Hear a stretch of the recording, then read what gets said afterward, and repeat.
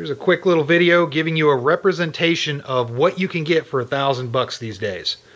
And I like doing these videos just because you can tell people stuff, but it sometimes helps to visually represent it, because then they kind of go, oh, nice.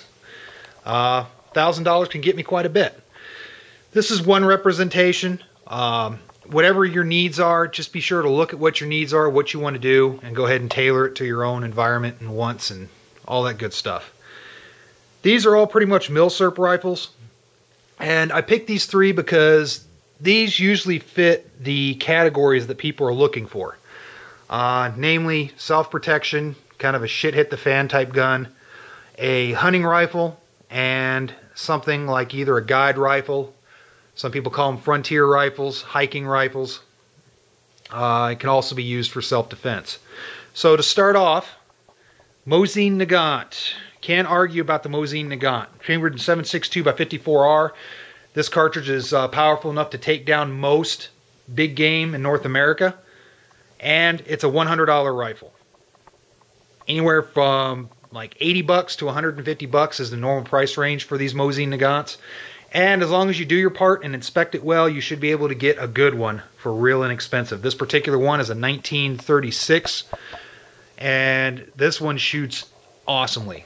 I've already done a video shooting out kind of far range with it. I was shooting at the 600 meter mark with this thing, and it was hitting. Couldn't ask more for a $100 rifle. Next up, the AKM. A lot of people call them the AK-47s. I have a habit of doing that also, but in reality, it's an AKM, chambered in 7.62 by 39. This is a Romanian variant.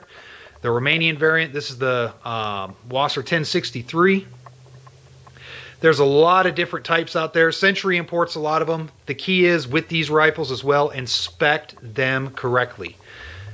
Get yourself spun up and educated on these rifles, and don't just go out and impulse buy a Century Arms AK, because you might be getting a lemon. You got to be careful about that.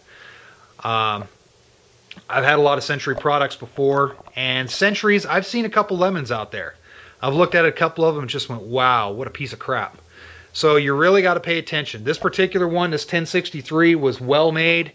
Whether it was done at the factory or whoever owned it before me, whether they did it, I don't know. But this particular rifle is pretty well made. Everything's straight, everything's nice and smooth. It does not have the Tapco G2 trigger, so this leads me to believe that this either is an older Wasser 1063 that was imported a long time ago, or it's a newer one and just whoever had it put that trigger in. I do like the milsurp triggers better than the Tapco G2s, honestly. But again, these rifles, you're looking at about right around $500. $500 or less on average. And it doesn't have to be a 7.62 by 39. You can find like Polish Tantals for $300, $400.